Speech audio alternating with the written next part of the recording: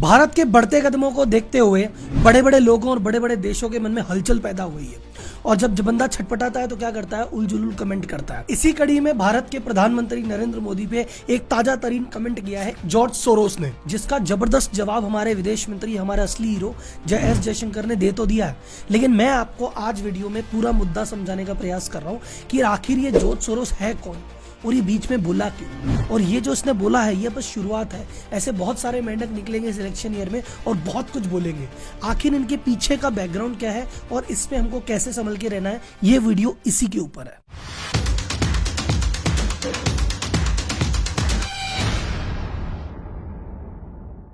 तो आखिर कौन है जॉर्ज सोरोस?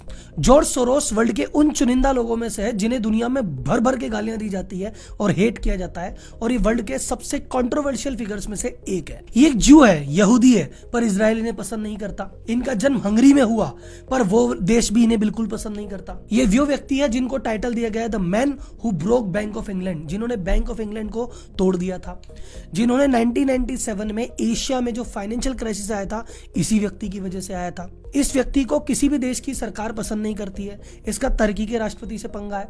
अमेरिका में इसके खिलाफ आंदोलन चलाए जाते हैं। इनका काम देश की करेंसियों को तोड़ना, अर्थव्यवस्था को तोड़ना और देश की सरकारों के खिलाफ एंटी नेशनल अभियान चलाना इनका काम है। आजकल इन भाई साहब को नया शौक चढ़ा है इंडिया के खिलाफ बोलने का, लेकिन अब की बार इनका मुंह ज्यादा देर खुला नहीं रहेगा क्योंकि इनको मुंह तोड़ जवाब दिया है हमारे विदेश मंत्री एस जयशंकर ने। तो इन्होंने क्या कहा, क्यों कहा, यह आदमी है कौन, इसने इतने पैसे कमाए कहां से और ये पैसे खर्च कहां पे कर रहा है, और ये क्यों देश के लिए या विश्व के लिए एक खतरा है, इस वीडियो में चर्चा करेंगे। ये वर्ल्ड के top 10 richest hedge fund managers की लिस्ट में है। ये विश्व के 375वें नंबर के सबसे अमीर व्यक्ति हैं। इनकी संपत्ति 6.5 बिलियन, लगभग 52,000 करोड़ रुपए है। लेकिन इससे भी कहीं ज्यादा अमाउंट, 30 बिलियन से ज्यादा अमाउंट ये अलग अलग जगह डोनेट कर चुके हैं, और 18 बिलियन यानी लगभग 1 लाख करोड़ से भी ज्यादा का अमाउंट इन्होंने खुद की ही ट्रस्ट है उसको डोनेट किया है। तो अब ये डिस्कस करते हैं इतना पैसा इन्होंने कमाया कैसे और ये खर्च क्यों कर रहे हैं, और सबसे इंपॉर्टेंट इतनी गालियां क्यों खाते हैं। 1944 में जब हिटलर आया तो इनको भैया वहां से भागना पड़ा और वहां से लंदन आए और लंदन स्कूल ऑफ इकोनॉमिक्स से इन्होंने अपनी पढ़ाई पूरी की। वहां से ये अमेरिका शिफ्ट हो गए और अमेरिका शिफ्ट होके इनको जो चस्का लगा वो लगा इन्वेस्टमेंट करने का, और उन्होंने खुद का इन्वेस्टमेंट फंड चालू किया 1973 में। पहले फंड का नाम था सोरोस फंड मैनेजमेंट, बाद में इसका नाम बदल के क्वांटम फंड कर दिया गया। ये फंड अगर देखा जाए तो he is a legendary investor, मतलब छोटे मोटे इन्वेस्टर नहीं है।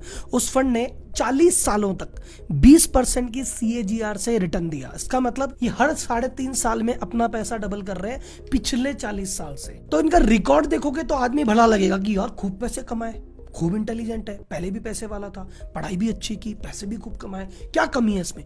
कमी ये है इसके पैसे कमाने के तरीकों में। आदमी पैसे कैसे भी कमा सकता है, लेकिन इन्होंने कहा कि भैया मैं कंट्री को, अर्थव्यवस्था को और करेंसी को नुकसान पहुंचा के अमीर बनूंगा। तो जो सरोज जो पहली बार सुर्खियों में आए वो आए 1992 में, जब उन्होंने ब्रिटिश पाउंड को शॉर्ट सेल कर दिया। शॉर्ट सेल आप समझते हैं, अभी हिंडनबर्ग के केस में आपने जाना कि जहां पे भी किसी भी कंपनी के अगेंस्ट हम करते हैं कि यार मुझे लगता है ये शेयर टूटेगा, ये शेयर नीचे जाएगा, उसके अगेंस्ट बैट करना, और जब नीचे टूटे तो खरीद के प्रॉफिट कमा लेना। तो ऐसा 92 में इन्होंने ब्रिटिश पाउंड के अगेंस्ट किया और एक ही दिन में 1 बिलियन पाउंड यानी 10,000 करोड़ रुपए सिंगल डे कमाए, और पूरे महीने में धीरे धीरे टुकड़ों में करके एक महीने में 1.5 बिलियन पाउंड यानी 15,000 करोड़ रुपए कमाए, और उस समय ने टाइटल मिला the man who broke the bank of England. अब अगर ऊपर से देखें तो एक कमर्शियल ट्रांजैक्शन है, ऐसा ही होता है, उसमें कौन सी बड़ी बात है। एक कोई कंपनी या कोई देश या कोई करेंसी देखी जहां के फंडामेंटल वीक लग रहे हैं, आज नहीं तो कल इसका शेयर टूटेगा, उसी समय उसने अपना दिमाग का काम लिया, उसको शॉर्ट सेल कर दिया, जब शॉर्ट सेल हुआ तो मुनाफा कमा लिया। बात सही है, लेकिन आप सोचिए जब भी इस तरह के ट्रांजैक्शन किए जाते हैं, मुनाफा तो होता है 1-2 व्यक्तियों का, 1-2 संस्थाओं का, बट पूरी इकोनॉमी ध्वस्त हो जाती है, और उसके चक्कर में छोटे और मध्यम वर्गीय व्यापारी हो या आम आदमी को बहुत डिफिकल्टी उठानी पड़ती है। अब अगर एक बार इंसिडेंस होता 92 में कि भाई एक बार कर लिया होगा बाई चांस, क्या फर्क पड़ता है, पर 1997 में दोबारा किया। थाईलैंड का जो भाट था उसके अगेंस्ट दोबारा ये चीज की, वहां भी पैसा कमाया। फिर मलेशियन करेंसी थी उसके अगेंस्ट किया।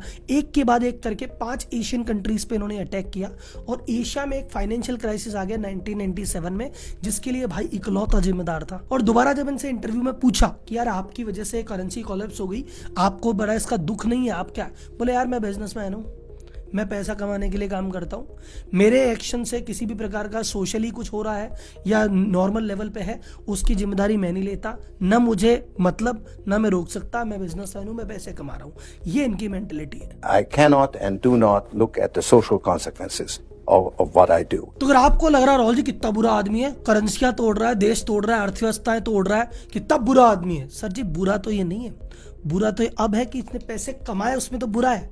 ये पैसे जहाँ खर्च करता है वहां और भी बुरा है। अभी पैसे खर्च क्या करता है उस पर अपन बात करते हैं। इन्होंने एक फाउंडेशन बनाई है, उस फाउंडेशन का नाम है ओपन सोसाइटी फाउंडेशन, जो 70 से ज्यादा देशों में काम करती है। तो राहुल जी चैरिटी ऑर्गेनाइजेशन है, चैरिटी करती होगी, नहीं सब चैरिटी तो नहीं करती, यही तो गड़बड़ है।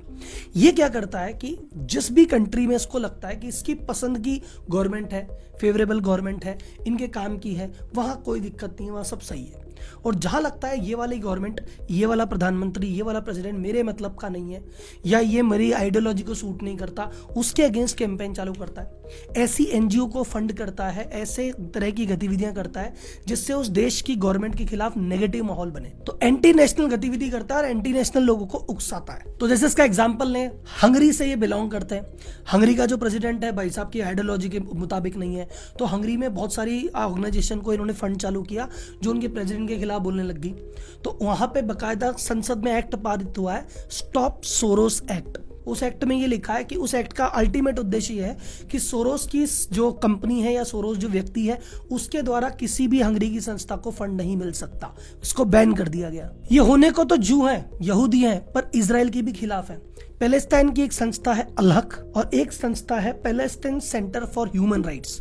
ये दोनों डायरेक्टली रिलेटेड है वहां के टेररिस्ट ग्रुप पॉपुलर फ्रंट के साथ, और उसको इनकी संस्था फंड देती है कि भैया इजराइल में अशांति फैलाओ। टर्किश प्रेसिडेंट जो है अर्दोगान, वो भी इनके खिलाफ बोल चुके कि यार ये टर्किश में एक्टिविटी करता है, टर्किश की संस्था को फंड करता है। तो जब ब्रिटेन के यूरोप से बाहर निकलने की बात थी, ब्रेक्जिट की बात थी, तो ये उसके खिलाफ था। तो जो भी ग्रुप एंटी ब्रेक्जिट कैंपेन चला रहे थे उनको 4 लाख पाउंड से ज्यादा की सहायता इन्होंने की। 2013 में एक बार हुआ था कि जर्मनी भी ईयू से बाहर निकलने की बातचीत हो रही थी, उस प्रस्ताव को भी समर्थन करने भाई ने पैसा दे दिया था, वो तो हुआ नहीं। ये अमेरिका के सिटीजन है इस समय और ये सपोर्ट करते हैं भाई साहब ये डेमोक्रेटिक पार्टी को। 2012 में जब बराक ओबामा जी लड़े थे उनके लिए 1 बिलियन फंड इन्होंने दिया था।